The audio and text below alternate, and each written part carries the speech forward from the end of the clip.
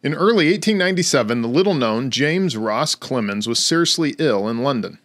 This led to a rumor among journalists that his famous cousin, Samuel Langhorne Clemens, who you would know as Mark Twain, was either dead or dying of a serious illness. Looking for confirmation, journalist Frank Marshall White of the New York Journal contacted Twain to see, is there any truth to these rumors? In a letter which was published in the New York Journal on June 2, 1897, Mark Twain had humorously written back, "The report of my death was an exaggeration." A popular misquote of Twain's words, "The reports of my death are greatly exaggerated," seems to come from a biography written by Albert Pang in the early 1900s. In the biography, Pang changes the incident so that Twain speaks to an unnamed reporter in person and humorously tells him that, "The report of my death has been grossly exaggerated." This misquote was then changed over time and began to use the word greatly instead of grossly. It is there that I'm going to start my story of where I've been.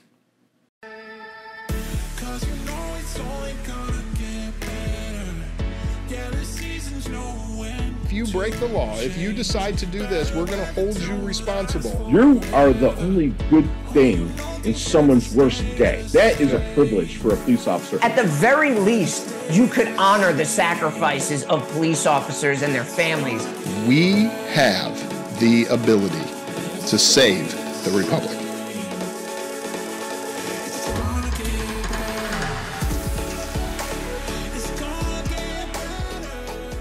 So welcome back. In this podcast, I'm going to get just straight to it. It's been a while since I posted, and by a while, it's been a long time. And by a long time, yeah, we won't discuss the exact amount of time because that would be, we'll just go with disheartening. However, let me tell you a story as far as what has been going on for the last year. So I was born with a bicuspid aortic valve. Post-surgery, I learned that it was actually an unicuspid aortic valve, which means that I just have a single flap where most people have three flaps on their aortic valve on their heart. In January of 2023, my cardiologist came to me, or I went to him, and he said, "It is time for you to quit working out." Which, for those of you in law enforcement, know that though that sounds wonderful, doesn't really help you with staying in shape or able to do this career. However, he said you should stop working out because your risk of sudden death, well, it's increasing. And that whole thing with sudden death is the sudden part, and then, of course, the death part. Yeah, you don't really want to go down that road. So in 2023, that began a process of searching for surgeons, trying to decide which way to go. You know, there's always that risk that going down this road, though it had to happen, could end this career, and I was not ready or able to step into doing this full-time at that time. So in September of 2023, after working, as many of you know, I work nights, or when we last were together, I was telling you that I was working nights. I came home in the early morning hours and had a heart-related incident that led to me getting to stay in a beautiful hospital in Tampa, Florida.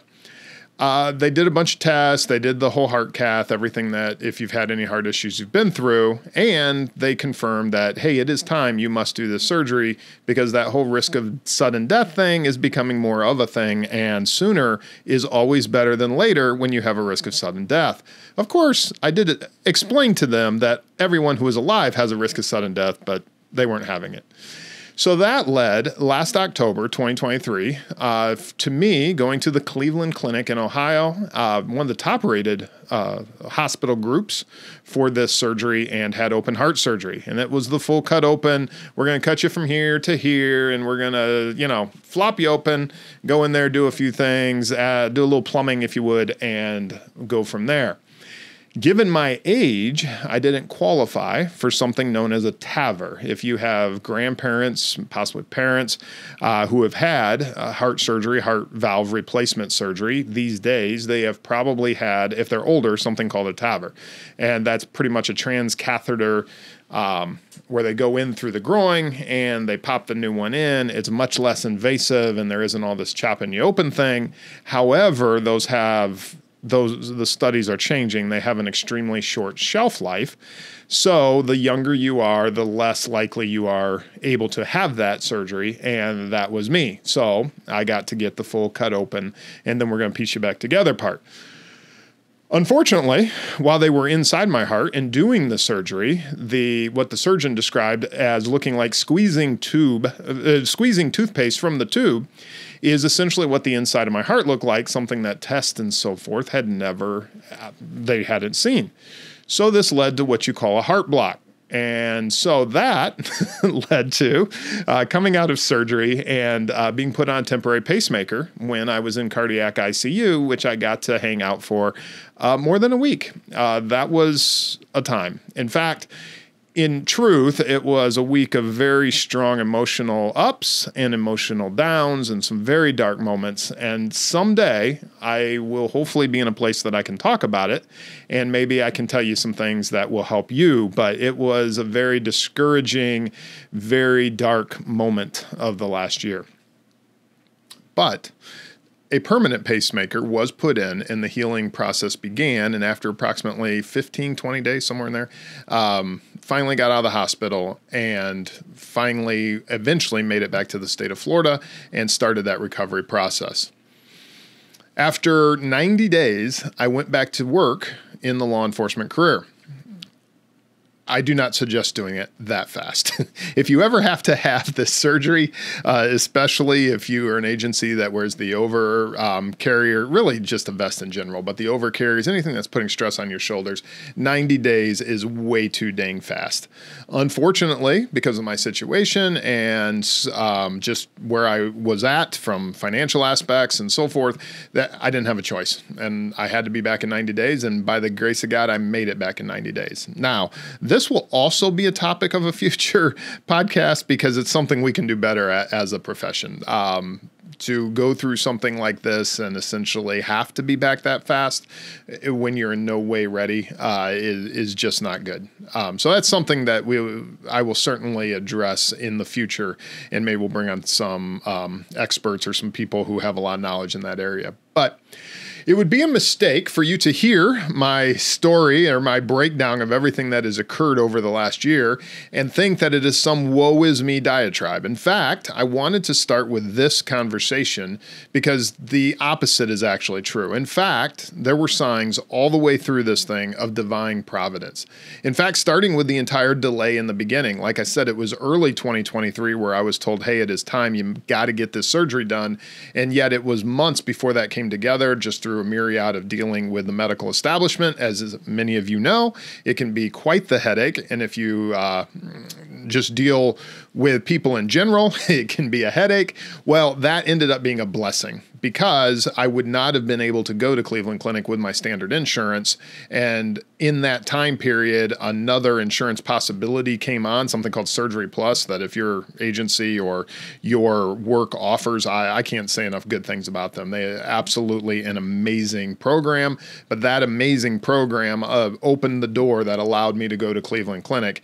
And that is probably why I'm alive here to tell you this story. And then the other part of it is it saved me an unbelievable amount of money and kept from bankrupting our family and allowed us to concentrate on getting back to normal, if you would, though that process has taken nearly a year. But though, as I stated already, being back to work in 90 days, that was way too early. But by God's grace, I was able to get back in 90 days. So it would be wrong to not also count that in the blessing category, because it was a miracle that I was able to hit the bare minimums, get a doctor to sign off and get me back. And had that not happened, I would have been in just a horrible position in general. So for that to have happened was just a miracle. And then some other miracles occurred as well. And where I work, though I never discuss where, but as you know, I'm in this profession, where I work, we have a mandatory fitness requirement. Essentially, it's one of those, you're going to pass it year over year, and there is a little bit of like 90 days or whatever the policy is, but you have a period of time that you have to pass it. And if not, thou shalt go find a new job, is essentially how that works. So This happened to correspond with a series of years that they are changing the process, not the requirement, but the process by which it will be administered. And so that actually bought me a few years of where it wasn't mandatory. And I can tell you that that in and of itself was a miracle as well, because again, there is no way after coming back in 90 days, though obviously I can do the basics of it, to have had the mandatory requirement would have probably been suboptimal, we'll say. And so on throughout this entire process, throughout this entire year, though I feel bad that I'm just now bringing you guys up to speed, there's been a hand of providence through it all. So what about the podcast? Well, you have me now, but beyond that, thank you. Thank you to all of those. In fact, I just got to interact with someone last night. Thank you to all of those who reached out and wanted to know what happened.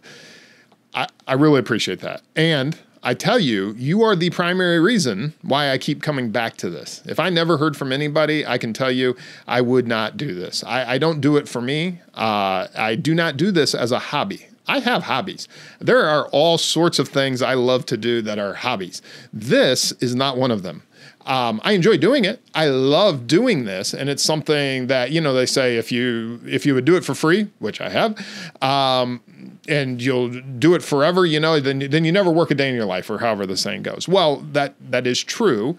And I do love this. However, in and of itself as a hobby, there's other things I would do. If it wasn't benefiting people, if I wasn't getting feedback, if I wasn't hearing some of these positive stories on how it made their day or helped them with this problem or that problem or helped them see something differently, I would absolutely not spend the time that it takes to do this, because there's a huge misnomer or huge misunderstanding, if you've never done it, that it is as simple as recording yourself and throwing it out on the internet. I wish it was that easy, but if you want to do it in a way that hopefully people enjoy and you want to go over important topics, there's a lot of planning that goes into it, editing and so forth and so on. And I'm not going to bore you with all the back end stuff. Just know that I only do this for you. You have my word. That being said, I've wanted to quit more times than I can count. Yeah, I don't have enough fingers, pull out some toes here. Yeah, there's no way that I can tell you how many times I've wanted to quit in this process. But you have my word, as I had said before, and we've been doing this since 2019, that as long as I have a voice and I am alive and I believe that this is what I'm supposed to be doing, you have my word that I will get these out when I am able. I'm hoping that will always be more consistent than it is, but when I am able is the best I can promise at this point. So what are some of the mistakes? What are some of the things that I learned over this last year? Well, number one is communication. Email, social media, I suck at it. Horrible. And for that, I apologize. I've got to get better at it. I know I've got to get better at it. I've been working on it. Does that count? Does that count for anything? I hope that counts for something, please.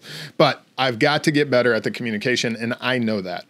In some of the darkest moments of this journey, I just quit answering emails. I quit doing that. Anybody's listened to me for any length of time knows I hate social media. In fact, I take the social out of social media.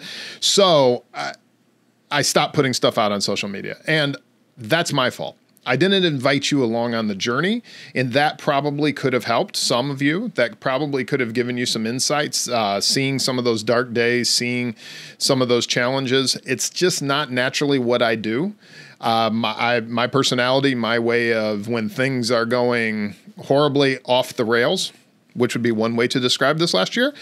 In that moment, it's very typical for me to internalize, to go in, to dive. I think that's common with writers. I think that's common with people who do any kind of creative task, artists and so forth. It comes out through your art, but it's very difficult to say, hey, everybody, come check out what I got going on over here. That's just not our natural inclination, and it certainly is not my natural inclination. And for that, I apologize. I should have. And that's one of the lessons that I learned, right? We either get better or we learn, and that's where I'm at right now. There are things that this year that I could have done better, and I'm admitting that to you in hopes that as we go forward, I will do a better job in each of these areas. Also along those lines, if you did reach out to me and I haven't replied, you have my word, I will reply to you. Provided I got it. So there is always this technology side that maybe, in fact, one of the messages that came through, I think it was Instagram, was actually, I don't know, in some folder. It wasn't in like a general folder or my primary folder in some other folder. Listen, I am not an expert on some of these things. Again, the whole we'll try to get better part, start there. However, if it was as simple as I have your message, I just haven't replied, you have my word, I will reply. And again, I apologize. It's just going to take me some time to dig out. The other lesson, the other thing that I could have learned through this is I should have come back sooner, but I would be a liar if I didn't admit that, honestly, though maybe not in the clinical sense, the depression has definitely been a battle this year, feelings of uncertainty. And then there's always that unworthiness, this doubt that comes. Anytime you try to do a creative venture like this, where you want to tell people about your struggles and, what you're working on and all that. Well, it's really easy when things are going well to come to you and say, hey, these are the great things that are happening. Isn't it a beautiful day? The sun is shining. The world is great. It's a little bit harder when it's like, I don't know if I'm still going to have a job. And if I don't have a job, I may not afford the internet. And if I can't afford the internet, you might not get a podcast. It's real. So that's something that I can do better. But what I can assure you is that I have the same struggles that you have, partially because we happen to both be human. And if you're not human, then I definitely want to meet you because I got a whole nother idea what we can talk about. So then definitely reach out. But that is what one of the mistakes is. I should have brought you all along on the journey because sometimes it takes that community, just like we talk about all the time. And yes, I can talk about something and it can be a great idea. And I myself don't even take my own advice. So for what it's worth, we live and we learn.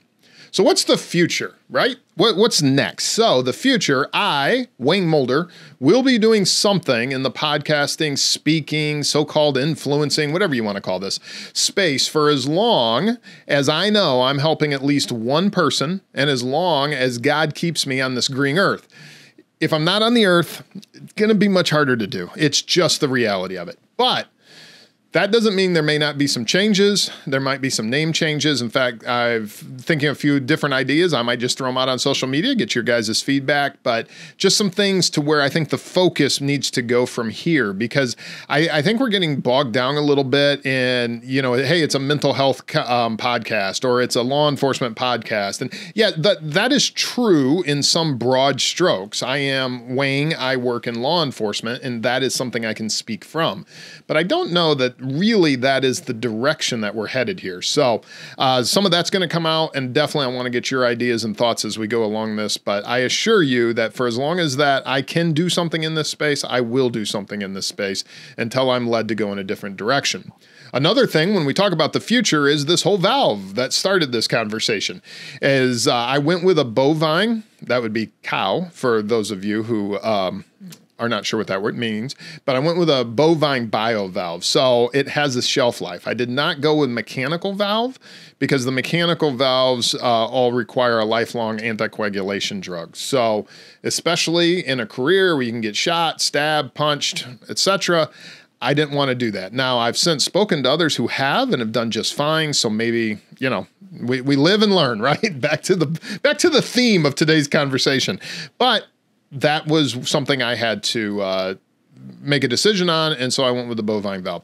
The problem is that they have a shelf life, and some estimates, the younger you are, which, believe it or not, I'm considered young by these standards, which, okay, but it can be as low as 7 years, and it can be as much as like 20, 25 years. So, in a word, this is called uncertainty. I don't know, in some ways, it's motivating because I am more motivated than ever to turn this hobby, again, see the whole point, not a hobby, into a business, as I have been trying to do. And so there's also, though, that constant nagging and uncertainty and fear. And again, that feeling of unworthiness when you're dealing with something that it's like, well, how many years and I may have to go through the surgery again and what's next and so forth. So what are the takeaways, right? Where does all this leave us? You and I, you who are sitting here or standing here or running or walking in the gym, you and I, we'll just go with that.